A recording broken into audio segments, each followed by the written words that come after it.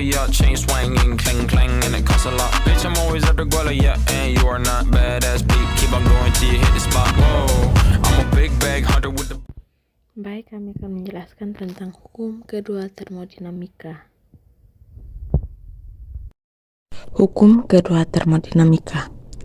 Kalor mengalir secara alami dari benda yang bersuhu tinggi ke benda yang bersuhu rendah dan tidak dapat mengalir secara alami pada arah yang sebaliknya.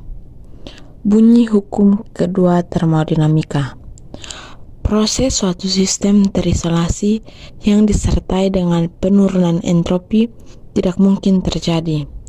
Dalam setiap proses yang terjadi pada sistem terisolasi, maka entropi sistem tersebut selalu naik atau tetap tidak berubah. Proses siklis reversibel seberang berupa satu kurva tertutup. Proses ini dapat didekati dengan siklus Carnot dengan arah yang sama. Hasil keseluruhan menjadi satu garis bergerigi yang tertutup. Jika siklus-siklus ini dibuat lebih kecil, maka bagian adiabatik seluruhnya saling melenyapkan, sedangkan bagian-bagian isotermalnya tidak. Hukum kedua termodinamika. Hukum pertama tidak menyatakan proses yang mana bisa terjadi secara spontan dan yang mana tidak. Pada kenyataannya, hanya jenis konversi energi dan transfer energi tertentu saja yang bisa terjadi di alam. Hukum kedua termodinamika yang menyatakan proses-proses yang mana bisa terjadi dan tidak terjadi. Kedua, jika tidak ada kerja dari luar, panas tidak dapat merambat secara spontan dari suhu rendah ke suhu tinggi atau Celsius. Proses perubahan kerja menjadi panas merupakan proses irreversible.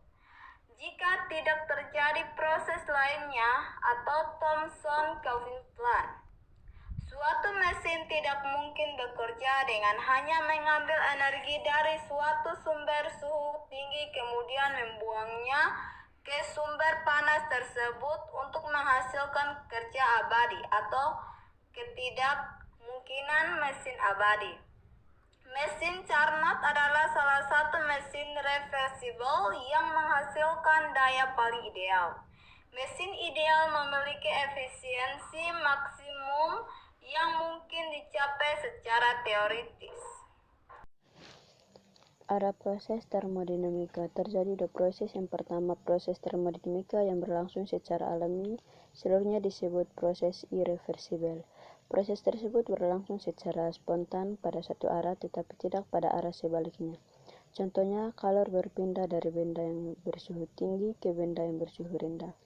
Yang kedua, proses reversibel adalah proses termodinamika yang dapat berlangsung secara bolak-balik. Sebuah sistem yang mengalami idealisasi, proses irreversibel selalu mendekati keadaan kesetimbangan termodinamika antara sistem itu sendiri dan lingkungannya. Rumusan Kelvin-Planck membuat mesin yang bekerja dalam suatu siklus menerima kalor dan mengubah kalor itu seluruhnya menjadi usaha. Rumusan Clausius tidak mungkin membuat mesin yang bekerja dan suatu siklus menerima kalor dan mengubah kalor itu seluruhnya menjadi usaha. Kesimpulan yang kami ambil adalah kalor mengalir secara spontan dari benda bersuhu tinggi ke benda bersuhu rendah dan tidak mengalir secara spontan dalam arah kebalikannya. Hukum kedua termodinamika dalam pernyataan entropi atau besaran termodinamika yang menyertai suatu perubahan setiap keadaan dari awal sampai akhir sistem dan menyatakan ketidakteraturan suatu sistem. Total entropi semesta tidak berubah ketika proses reversibel terjadi dan bertambah ketika proses irreversibel terjadi.